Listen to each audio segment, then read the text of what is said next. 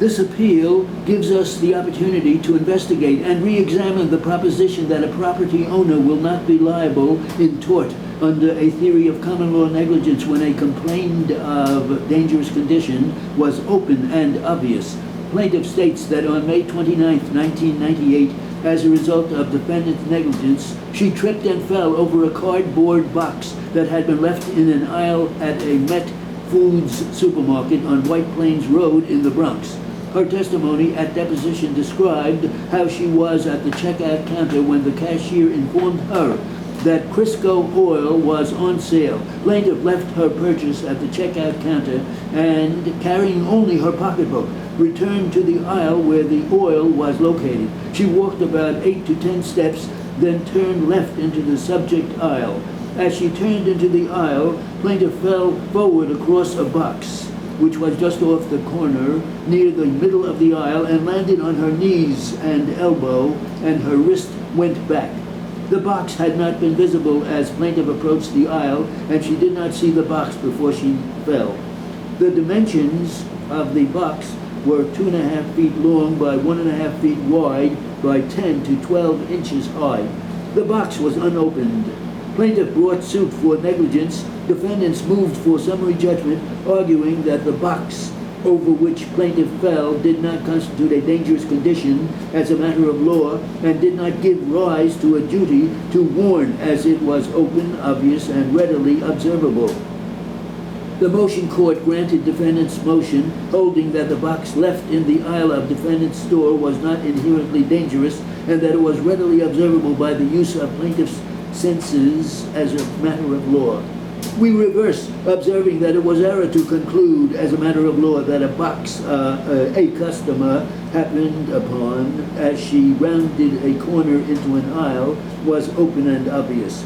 Additionally, we hold that even if a hazard qualifies as open and obvious, as a matter of law, that characteristic merely eliminates the property owner's duty to warn of the hazard, but does not eliminate the broader duty to maintain the premises in a reasonably safe condition. To be entitled to summary judgment, the defendant, as a property owner, was required to establish that it maintained its supermarket in a reasonably safe manner and that it did not create a dangerous condition which posed a foreseeable risk of injury to individuals expected to be present on the property. Here, defendant offered no evidence whatsoever on the question of whether it created the condition or maintained its supermarket in a reasonably safe condition. Instead, relying solely on plaintiff's deposition testimony, it argued that the alleged defect was not inherently dangerous and it had no duty to protect against or warn of the condition in view of the open and obvious nature. If a hazard or dangerous condition is open and obvious, the owner of the property has no duty to warn a visitor of the danger. The theory underlying the open and obvious doctrine is this: where a danger is readily apparent, as a matter of common sense, there should be no liability for failing to warn someone of a risk or hazard which he or she appreciated to the same extent as a warning would have provided. Put differently, when a warning would have added nothing to the user's appreciation of the danger, no duty to warn exists, as no benefit would be gained by requiring a warning. Liriano versus Hobart Corporation, 92, New York, 2nd, 232, 242, 1998. Quoting Prosser and Keaton, Torts, Section 96, at 686, 5th edition.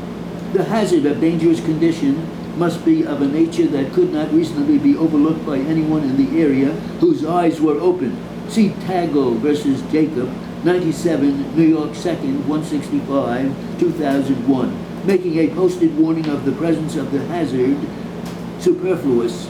Loriano Supra.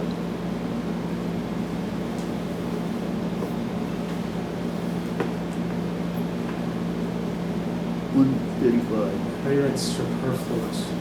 All right, SU and then PER, earth, perf, and then rust. Superfluous. I don't know how you think like that. I mean, you Well, said you don't the first time, but after a while you get the